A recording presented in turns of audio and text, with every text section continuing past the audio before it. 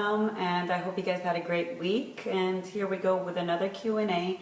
And first question is coming from a Tan fan. Dear Coach T, I've recently moved from overseas to Canada in search of new beginnings.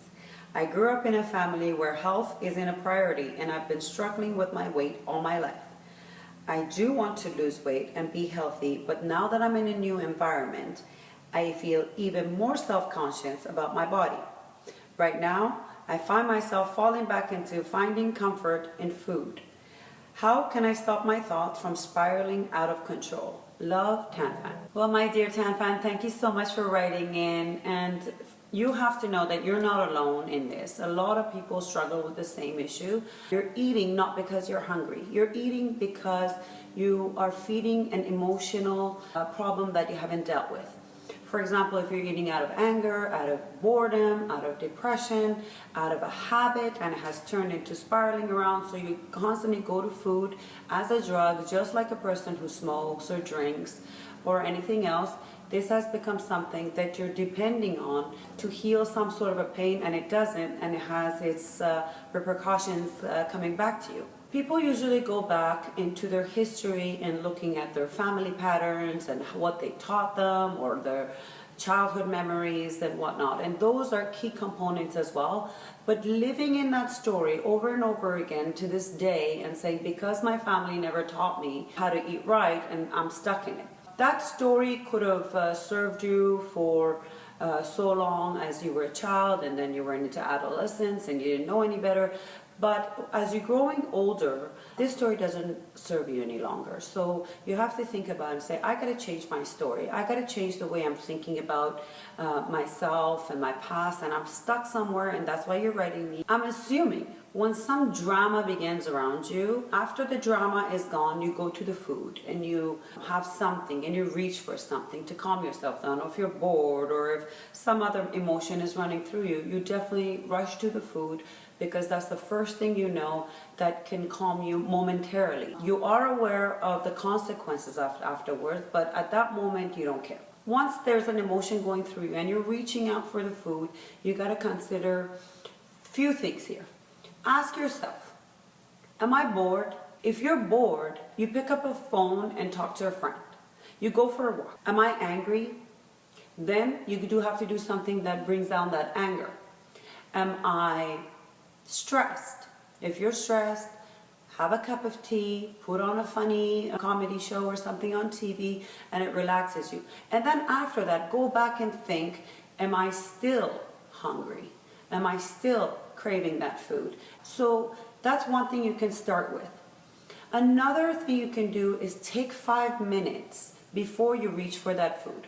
In that 5 minutes, you have to realize this is not a hunger issue. You're not obviously hungry, because if you give yourself a schedule that I'm going to eat 3 times a day with a couple of snacks in between, I'm going to make sure those are healthy. Any other eating is not necessary. So once you're reaching out for food, you have to think about it and say, this is not hunger, this is an emotional. So I'm going to use my intellect to overcome that. Take that 5 minutes to, again, run those questions for yourself, as I mentioned. Grab a book, go for a walk, watch a little TV, have a cup of tea, and these don't take much time. In those few minutes, you will realize whether it's for hunger or is it something you're trying to cover. Is it an emotion you're trying to suppress? And that would give you more realization to take the steps forward. In terms of loving your body, even though it's not the body that you're wanting, you still have to love yourself. It's not the body you want right now. You can get to a body you want, but you have to have goals for it. Once you set goals for yourself and say, this is the kind of body I want to have, I don't want to diet because I'll go into another spiral of just concentrating on the physics and not the mental and emotional aspect of things, then I'll come back to this again.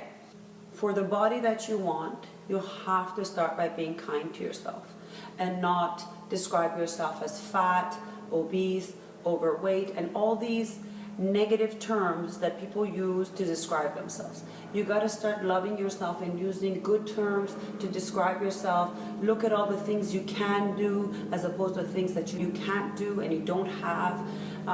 Compare yourself to those less fortunate and see them. There are people who don't have a limb or a leg and they're still out there running, exercising, getting out there. So you have to come and say, I can do all of this. All I have to do is get my emotions and my intellect together and I'm going to get there.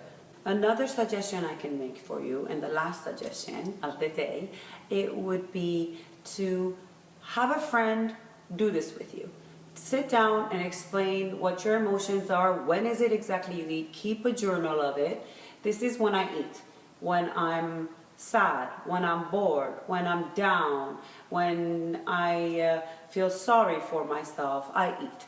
So when you make a journal of that, get your friend to do the same, and you both start a new program and say, okay, every time we want to eat, we're going to write down what the reason is, and then switch that quickly, and then report to each other so we hold each other accountable. If you don't have a friend to do that, you can do it with a coach, and if you can have a coach, it would even be better, or even once a month, get in touch with a coach. You can get in touch with me, and they keep you on the right track till you get to the finish line where you need to be. I hope this has been helpful to you, and to those of you who are watching this, my dear Tan fans, and if you know someone who can benefit from this video, please forward it to them. And don't forget to sign up for my newsletter. There's an icon on Facebook and an icon on my website at tandartanavali.com.